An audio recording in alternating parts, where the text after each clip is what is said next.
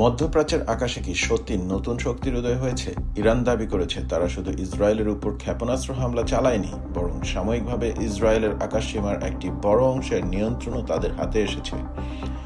30টি super heavyweight ballistic ক্ষেপণাস্ত্র, একের পর এক আক্রমণের তরঙ্গ আর ইসরায়েলের প্রতিরক্ষা ব্যবস্থা নিয়ে বড় প্রশ্ন জেগেছে। কিন্তু প্রশ্ন হলো, এটা কি সত্যি যুদ্ধের নতুন অধ্যায় নাকি তথ্যযুদ্ধের অংশ? 13ই মার্চ রাত থেকে 14ই মার্চ ভোর পর্যন্ত মধ্যপ্রাচ্যের আকাশে শুরু হয় এক নতুন উত্তেজনা।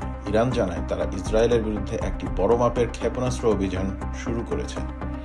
ইসলামিক রেভলিউশনারি গার্ড কর্পস বা IRGC ঘোষণা করে যে তাদের চলমান সামরিক অভিযান অপারেশন ট্রু প্রমিস 4 এর অংশ হিসেবে 30টি সুপার হেভিওয়েট ব্যালিস্টিক ক্ষেপণাস্ত্র নিক্ষেপ করা হয়েছে। ইরানের দাবি অনুযায়ী এই ক্ষেপণাস্ত্রগুলোর ওভারহেডের ওজন ছিল 1 থেকে 2 টন পর্যন্ত এবং এগুলো লক্ষ্য করেছিল ইসরায়েলের গুরুত্বপূর্ণ সামরিক ও কৌশলগত স্থাপনাগুলো। ইরানি কমান্ডারদের বক্তব্য অনুযায়ী এই হামলার লক্ষ্য ছিল ইসরায়েলের অ্যারোস্পেস মনিটরিং এবং নজরদারি অবকাঠামোগুলোকে আঘাত করা। ইরানের এক সিনিয়র কমান্ডার জেনারেল মাজিদ মুসাভি বলেন, এই অভিযানের মাধ্যমে তারা ইসরায়েলের গুরুত্বপূর্ণ আকাশ প্রতিরক্ষা ও নজরদারি ব্যবস্থার অংশবিশেষ ধ্বংস করতে সক্ষম হয়েছে। তিনি আরও দাবি করেন, এর ফলে সাময়িকভাবে ইসরায়েলের আকাশসীমার একটি বড় অংশ এখন ইরানের পর্যবেক্ষণের আওতায় রয়েছে। ইরান জানায় এই হামলাগুলো ছিল তাদের অভিযানের 45, 46 এবং 47তম ধাপ। 45তম ধাপে ক্লাস্টার মিউশন ব্যবহার করে ইসরায়েলের কেন্দ্রীয় অঞ্চলে হামলা চালানো হয়। 46তম ধাপে সমন্বিত ক্ষেপণাস্ত্র ও ড্রোন হামলা চালানো হয় তেল আবিব সহ বিভিন্ন গুরুত্বপূর্ণ শহরে। আর 47তম ধাপে হামলার পরিধি আরও বাড়িয়ে নেগেভ মরুভূমি, নেভাটিম এয়ারস্পেস এবং আরও কয়েকটি স্থানে আঘাত হানার দাবি করা হয়।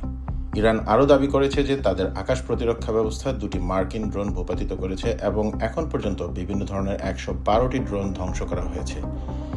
এই অভিযানে ব্যবহৃত হয়েছে কঠিন জ্বালানি চালিত খাইবার শেখান ক্ষেপণাস্ত্র এবং সমন্বিত যুদ্ধ ড্রোন। কিন্তু এই ঘটনার পেছনের প্রেক্ষাপট কি? মধ্যপ্রাচ্যের সংঘাত বহু বছর ধরেই বিশ্ব রাজনীতির কেন্দ্রবিন্দু। এই অঞ্চলে ইরান, ইসরায়েল এবং যুক্তরাষ্ট্রের মধ্যে কৌশলগত প্রতিদ্বন্দ্বিতা দীর্ঘদিনের।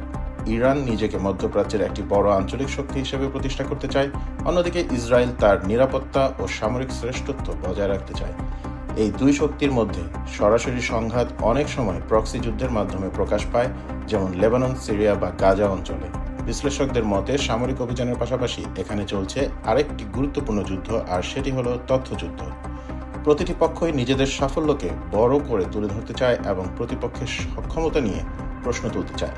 তাই অনেক সময় সামরিক দাবিগুলো বাস্তবে কতটা সত্য তা যাচাই করা কঠিন হয়ে যায়। এই ধরনের সংঘাত শুধু মধ্যপ্রাচ্যেই সীমাবদ্ধ থাকে না।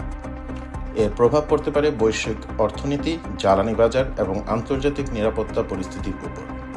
মধ্যপ্রাচ্য বিশ্বের অন্যতম গুরুত্বপূর্ণ জ্বালানি অঞ্চল। এখানে বড় ধরনের সামরিক উত্তেজনা তৈরি হলে তার প্রভাব পড়তে পারে তেলের দাম থেকে শুরু করে আন্তর্জাতিক বাণিজ্যের উপর। এছাড়া এই অঞ্চলের সংঘাত প্রায়ই বড় শক্তিগুলোর ভূ রাজনৈতিক প্রতিদ্বন্দ্বিতার সাথে জড়িয়ে পড়ে। তাহলে প্রশ্নটা আবারও ফিরে আসে, এই হামলা কি সত্যি মধ্যপ্রাচ্যের শক্তির ভারসাম্য বদলে দেবে, নাকি এটি মূলত তথ্যযুদ্ধের অংশ, যেখানে প্রতিটি পক্ষ নিজেদের অবস্থান শক্ত করার চেষ্টা করছে?